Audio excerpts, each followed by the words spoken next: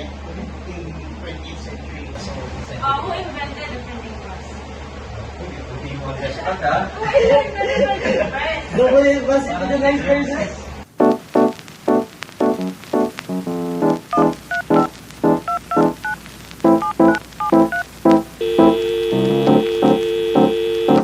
Hey.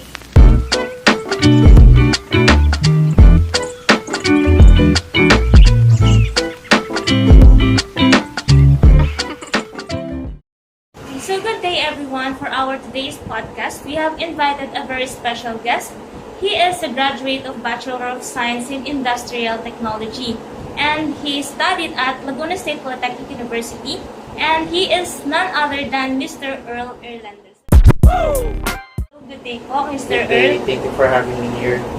So let's go in the topic of information age right now. Do you think information age, right now, information is readily accessible to everyone. Do you think information age is advantageous or disadvantageous for everyone? Well, in my opinion, what can I say about it? Well, there will always a pros and cons. May advantages and disadvantages talaga. So, nowadays, ang technology ngayon is open para sa lahat. Very open siya sa lahat. Though, may mga consequences that if you're going to use it too much. If you're going to use it too much. So, there is some cons. There's a lot of cons about it. Then, yeah, but the good side, it makes more easier to use, and like what I've said, it is very accessible to all users or consumers. So I think that is the good part of it.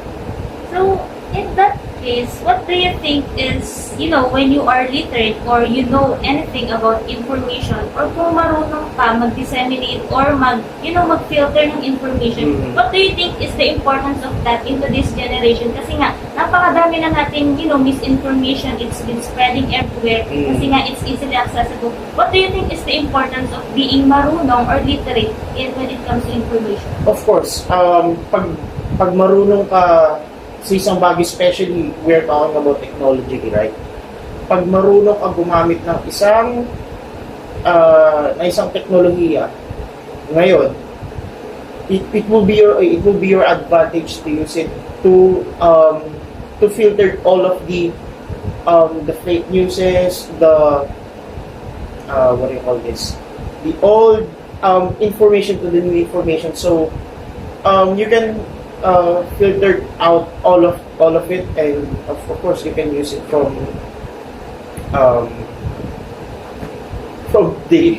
daily basis actually.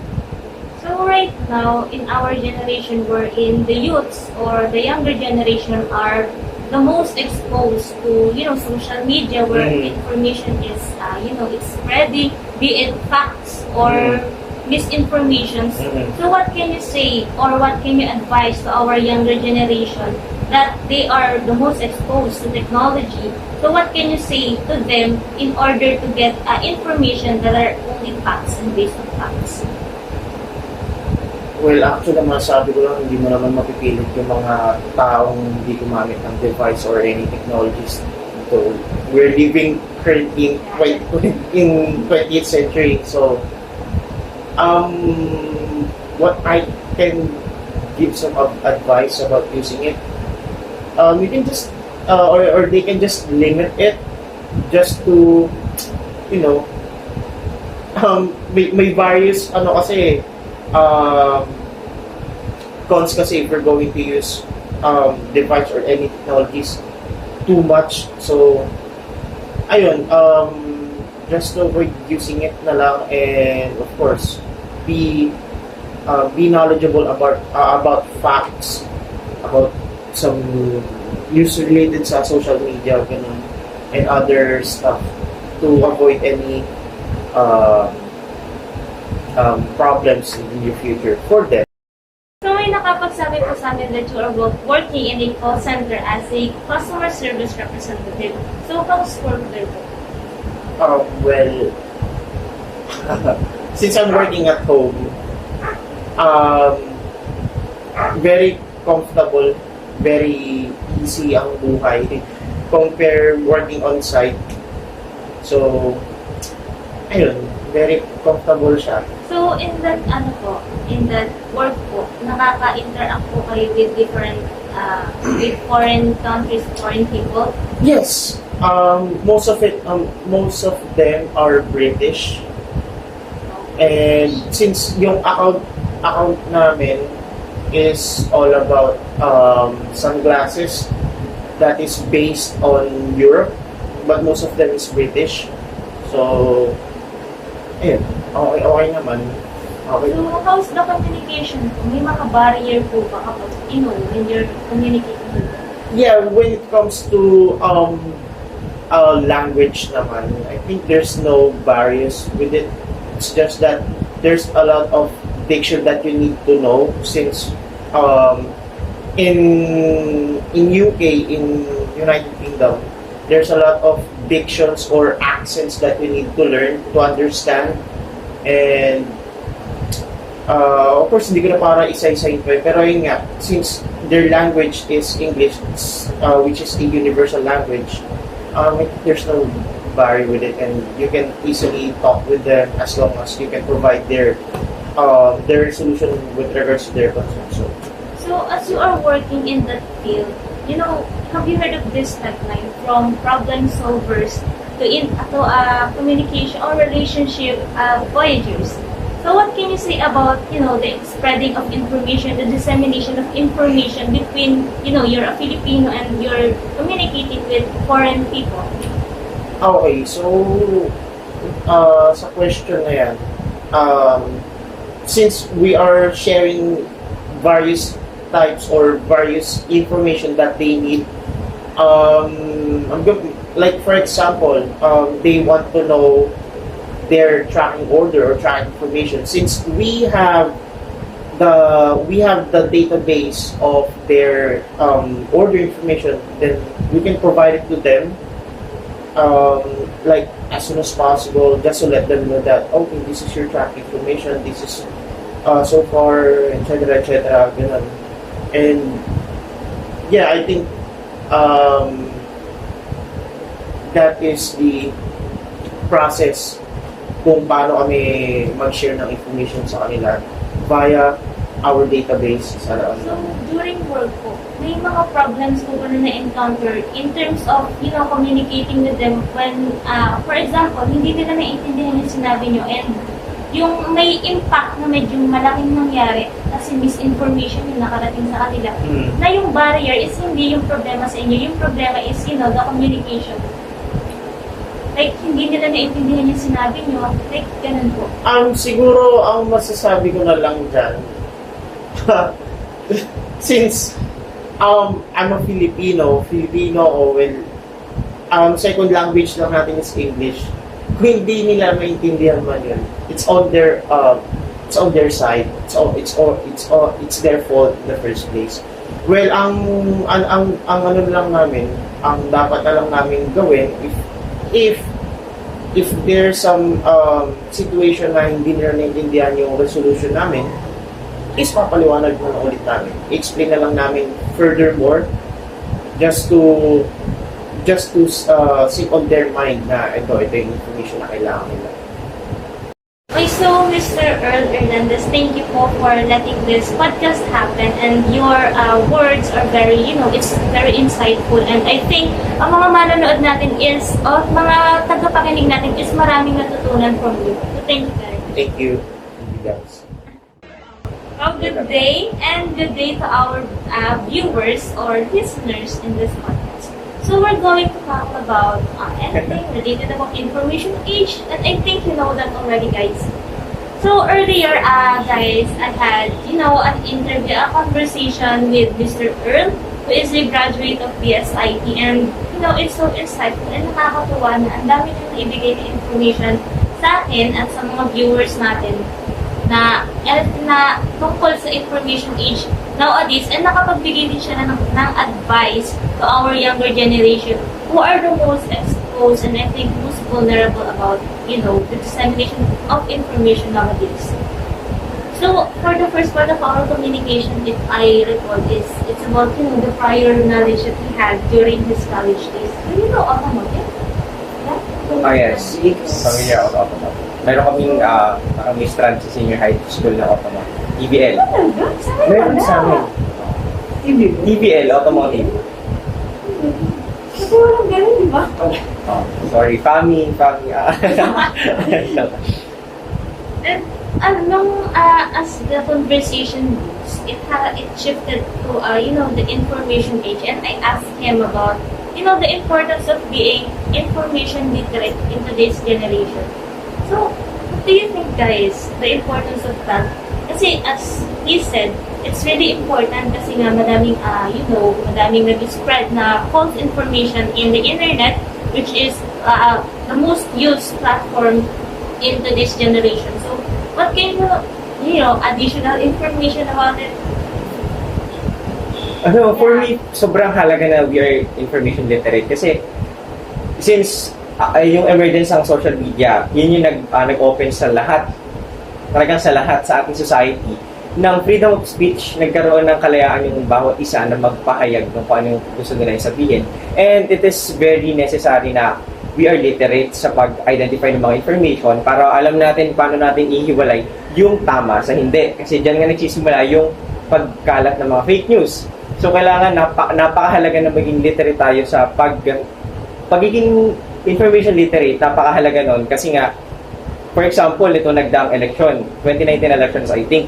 So, sobrang init ng social media kasi nagkakaroon na ng siraan sa mga presidential, sa mga tumatakbo. Sobrang daming information na kumakalat na hindi na malaman ng tao kung ano yung tama at kung ano yung hindi tama. So, napakahalaga, kailangan lahat tayo, we should be literate sa paggamit din ng social media, not just being information literate. We also have to be literate sa paggamit ng media. So, before we dive deeper, do you want to guys, kasi di ba information age is like, it's so mind-blowing that everything that you need or everything that you ask, it can be answered right away. It's so accessible for everyone. So, do you want to start where it all rooted, where it came from? Yeah, do you know? For the viewers again. Do you guys know where or when it started? Do you have any idea about that? Huh? Ano yan, di ba? Yan yung Ano, invention ano, of the ano? printing press. Wow, alam mo yan, That's Bex! the invention of the printing press. And that's what century? Is it 1400s? Yeah. So that's 15th century. Who invented the printing press? No, you're putting me on the spot, ha? Who invented the printing press? So, pass it to the next person. It rhymes with my name. I forgot the... Your name is Ron? Yes. Yeah. It rhymes with your Oh, it's name. Johan. Yeah. Johan what? Johan what? No, it's Johannes. Johannes. Oh. That's right. Oh, what's That's rhyming. his surname? Kumabas tayo ng mga English majors. Oh. Johannes. It's Gutenberg, guys. It's Johannes Gutenberg. He invented the printing press. And from there, mas maging mabilis yung dissemination of information. And since yung mga book is sinusulat siya pakamay and sobrang tagal niya bago magawa, it's just accessible for, the fortunate ones, the wealthy families, the wealthy individuals, and yung mga less fortunate individuals is hindi sila nakaka-access sa mga ganong information. Kaya yung literacy talaga that time is, parang sa mga privilege lang siya for the wealthy individuals. And from that, ano sunod na nangyari? Diba? During our discussion last time, the invention of what? Siguro yung naalala ko nun, invention of the printing press, nagkaroon siya ng threat sa authority and also to the Catholic Church. Kasi since marami na nga nakaka-access ng information, parang natatakot yung authority na mabunyag yung mga little secrets yun. Tama ka pare. Mas may kakayahan na yung mga tao na mag-post dun sa mga Yes. So I think yun din yung nag-pave ng daan sa Enlightenment period. Siguro Renaissance period, di ba? Renaissance. Okay, Renaissance. Ben, ibabash ka ng mga English major, Ben. Renaissance. Are you not an English major? Hanggang math major mo. And from that, di ba, yung parang the dissemination of information is naging napakahalaga niya during, the World War II. And that time kasi, do you know who is Alan Turing, guys? Yes. Oh, who is he? Napakadami niyang alam. Double it and pass it to the next person. Ano alam mo? Nice. So, Alan Turing, he invented parang it's Turing bomb. It's a machine bomb. Wherein yung mga messages na ini-encrypt is na-decode niya easily. So, parang ang crucial kasi ng pag-decode ng mga encrypted messages during that time kasi, parang isang minutong mali ka ng pag-decode nun, maaaring nagawa na like may nakasabog na dito. Bombing here, bombing there, bombing everywhere. Because that's war.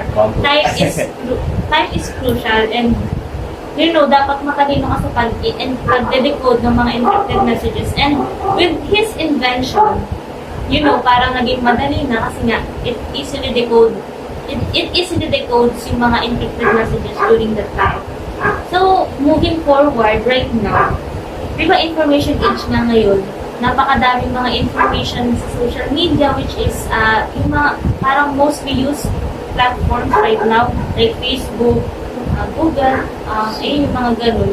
What do you think is, the most significant impact of the information age, especially in the younger generations, since they are the most exposed to it?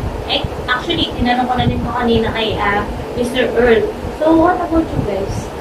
Yes, and we're talking naman about information age, and when we say information age, it is a period na kung saan yung mga kaalaman or yung information nga itself is very accessible na. So, siguro ang impact niya lang, especially sa generation natin ngayon, is, madali na for us para makisabay sa kung ano yung uso or kung ano yung napapanahon, the news or everything na kailangan nating malaman. So, with that, di ba, mas magiging aware tayo sa kung ano yung nangyayari sa paligid natin with the help of, pagkuha ng information from different social medias na na-access natin personally. But diba, I think it also has its drawbacks. Like, diba, mga baby pa lang, meron na silang, may mga phone na, may tablets.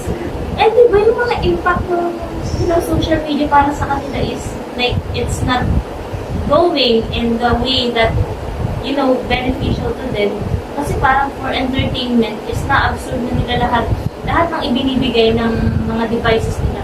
So what can you say about those drawbacks, and do you think we can prevent it right now? Hindi, kung babalikan natin yung tanong mo kanina kung gaano ka-importante that we are literate enough when it comes sa pagkuha or pagsala ng mga information na makikita natin sa iba't ibang social media platforms. Kasi nga, kung gaano ka-accessible yung mga information sa panahon natin ngayon, ganun din kabilis na magpakalat ng fake news. So, it is very important talaga na may enough na knowledge tayo kung ano yung tama sa hindi at kung paano natin siya gagawin. And with regards naman din sa mga drawbacks na sinasabi mo, siguro the best thing to do is limit natin or avoid exposing our children or the future generations na sobrang aga pa lang, mostly yung mga baby pa lang, babad na kagad sa mga gadgets, di ba? So, it starts with the adults din talaga kung paano natin i-manage yung situation. Kasi, sa atin din ng gagaling kung bakit yung mga bata pa lang o yung mga baby, which is sa kanila nakasalalay yung future generations, masyado nang nakakain ng technology sa panahon natin. You know what? Yung sinabi mo, parang sinabi rin ni Kuya Earl kanina, parang same thought na kailangan i-limit na lang natin siguro yung usage ng mga devices natin for our mga babies pa lang kasi talaga binibigyan na ng mga devices siguro kasi parent is they are busy with work and wala masyadong mag-aalaga sa kanilang mga babies. So I think that's it's good that that there are still things that can solve that problem. And in the information age, like you say, meron pros and cons. For you personally, guys, do you think it's advantages or disadvantages? Kasi ko dito kanina kay Kuya Earl, and ang dami niyang naibigay na insight. So, how about you guys? Do you think? Is it, Well, for me, For you. it varies because, it's information age sa era ngayon is yung technology is super accessible. Parang yung sa discussion din natin kanina, there are some advantages and there are also some disadvantages. Pero it depends on how we will use it. Or I mean, how we would gather information. I mean, pagdating kasi halimbawa sa social media, ayun, yung sobrang dali na mag-spread ng mga false information, like, ayun, kailangan maging mindful tayo and piliin natin kung ano yung mga reliable sources. Sa gayon, is maiwasan natin yung pag-gather natin sa mga false information. Yun yung isang information. Ikaw ba yan? Sure, kanina nagpapakalat ng false information ha. Sabi mo ka na. Ito question guys. Kailan kayo unang nag-enter ng social media world or anong unang social media platform at kailan kayo naggawa ng account? That's during, parang sikat pa rin si Yahoo. Yes. Right, that's the most Yahoo din yung used first search yun. engine that time. I think doon nagsimula kasi hindi ko matandaan kung kailan ako nagkaroon ng Facebook. Actually, Facebook yung ginamit ko noon and I can't really recall what age that is. So sa akin naman, I remember way back when I was like 8 years old that time. Grabe. Oo, may Facebook ako. So, ayun. Katulad nga nung sinabi ni Ali, Yahoo pa rin Yahoo din yung ginagawa niya. Sa email ako. So, madali lang siyang gamitin. And sa sobrang makakalimutin ko sa mga password ko. Nakailang ako nagawa sa Sing, nakatatlo ako nga. Parang dati, Jejemon ka pa doon eh. Ano-ano Sa mga natutuloy, pumunta sa Roman Siroma Boogie Ira. mga 1, 2, 3. makakayo. Ex-Dino, yeah. So kasi sa Facebook, parang exact day, kasi nasa Facebook pa rin siya ngayon eh. July 2013, that was my first account on Facebook. So I already had 3 accounts on Facebook, pero yung dalawa, wala na yung isa, then yung isa, hindi ko natanda yung password, hindi ko mabuksan. And then, lahat ng social media platforms yata na alam ko, or yung trend during those times, ginawa ko ng account. For example, ano ba to, yung Tumblr. Alam niyo Tumblr, familiar ka sa Tumblr? Hindi ko pa siya Diba? nagamit No? eh. Hindi siya yung Tumblr. Nice joke. Explorers eh. Tumblr, Pinterest, Yeah. kahit nga Wattpad, kahit hindi ako nagbabasa ng aklat, guys. Di, bakit? Hindi, ang ganda. Hindi ako nagbabasa ng aklat, pero naggawa ako ng account sa Wattpad. Nagtry ako ng Wattpad, hindi ko kaya Wala magbasa. makasabay sa trend. Oo, gusto ko lang makasabay dun sa trend. And dun sa question mo, sa social life ko, napaka, marami siyang That's your advantage. question, actually. No, sa question mo na what are the advantages and disadvantages. Babalik pala tayo. Oo. So for me, yung sa advantage, sa social life ko, parang I feel connected sa mundo kasi since almost everyone is using social media platforms right now to connect worldwide. Sa universe ko. Wala nga palang iba sa planeta. Wala ibang planeta, no? I mean, may ibang planeta pero tayo lang yung my life. Okay. So, Hindi ko sure. sige. Tanong mo kay Tito Mars. I'm going to repeat So, that. Mars. So, ayun yung parang naging advantage sa akin na I feel connected. So, kapag mawala na ng kuryente, hindi ka maka-access sa Facebook, sa kahit anong social media platforms. Parang ang lungkot na ng buhay ko. Pero sa ngayon, nililimit ko na rin yung usage ko ng social media platforms. Kasi nga, parang, syempre, Parang hindi eh. nakaka-apekto siya sa ACADS ko rin. Kaya, to be honest guys, last time lang, during our midterms exam week, may time na nag-deact ako kasi ayoko na maabala yung pagre-review ko. Kasi every time na magbubukas ako ng cellphone, kasi yung reviewer ko na nasa cellphone, kasi hindi ako nagparasulat ng mga reviewer, tamad ako. So tumitingin lang ako sa cellphone, ng mga files, mga PDF. And every time na bubuksan ko yun, matatempo ako na magbukas ng kahit isang social media platforms. Palipat-lipat ako sa Facebook, Instagram, TikTok. And hindi ko na kinaya yung ganong attitude ko, kaya behavior ko, kaya nag-deact ako. And then, mas nagkaroon ako ng focus dun sa pagre-review ko. So, sa disadvantage naman niya, yun nga, para naman sa katulad ko na socially inclined sa mga political, something like that, mga ganong issues sa lipunan, ang laking disadvantage ng social media platforms ngayon when it comes to information dissemination. Kasi nga, doon na nagsisimula kumalat yung mga fake news, katulad na sinabi ko kanina.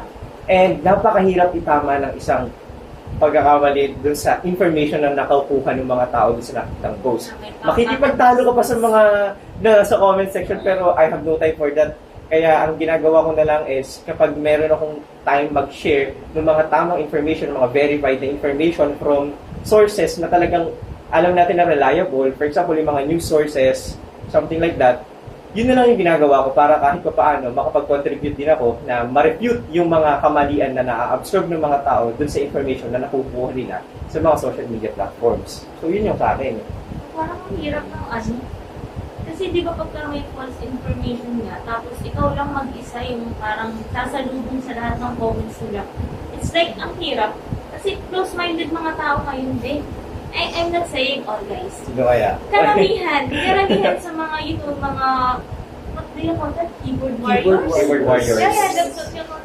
Parang ang hirap nila i-refute kasi nga yung utak nila is like masyado nang sarado para sa mga bagong information na ayaw nilang tanggapin kasi may nauna nang pumasok sa office. It's like we're in that age right now. Okay, so, ayun, siguro for the last part of this podcast, siguro, ano na lang yung masasabi niyo or yung message niyo sa mga makakapanood nito on how they will use technology to affect yung society natin positively instead na negatively. Okay, so as we are now in the generation that, when we are studying, we're doing research. So we have to start from scratch. We're surfing the internet. What are the reliable sites that you can use that, it has the information that you need at the same time, it is true. You have to avoid the wiki sites kasi kayang mag-edit ng lahat, di ba? Kaya nilang mag-edit kahit sino kaya i-edit yung mga information doon. So, it's not really reliable. Malayang encyclopedia. You have to filter out the information that you're going to get. And what I can advise to you guys is that use the reliable sites, .edu.gov, may alam pa kayo, Yes. yung mga reliable sites, .org. Yung mga ganong sites na reliable is, doon kayo kumuha ng mga information, and kung kukuha naman kayo ng information doon, basahin nyo rin and make sure na naintindihan nyo para ma-filter out nyo kung ano ba talaga yung tama or angkop dun sa research nyo na hindi kayo makakapag-spread ng false information. Always do fact check. Yeah, fact check. Hindi lang yung tatandaan, think before you click. Diyos ko, gas-gas na yung kasabihan na yan. Sino nagpa-usap? Ewan ko. It's our Miss Universe 2015. So, yan. Miss Pia I was love going to Miss Universe Paris. Think before you click. Kailangan talaga we think before we click. Lalo na paggamit natin ng mga social media platforms. Alam naman natin na kahit sino may access dyan. Kahit yung mga bata ngayon, Generation Alpha, alam mo yung mga pinagkakalata na ng mga bagong slang ngayon, yung mga Really Sigma. Oo. So, asam mo na Generation Z, hindi na. Z. Yes. Mas matanda na tayo sa kanila. Kailangan ma-regulate din natin yung mga ganon. So, kailangan nga, katulad na sinabi nyo kanina sa paggabay natin sa mga bata, kailangan ma-regulate yung usage nila when it comes to using the social media. And meron din kasi mga research na nagpapatunay nga na ang laki yung naging impact or negatively dun sa development ng isang bata kapag sobra siyang gumagamit from adolescence or kahit yung from childhood pa lang niya.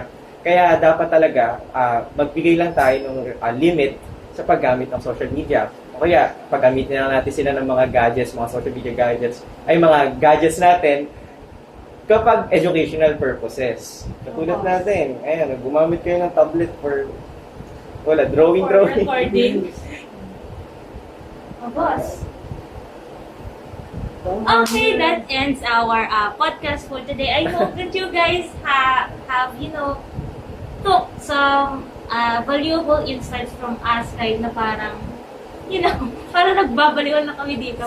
I still hope that you guys learned from what we have said and from Mr. Earl that we have interviewed or we have, podcast earlier. So thank you guys for listening and watching. Bye!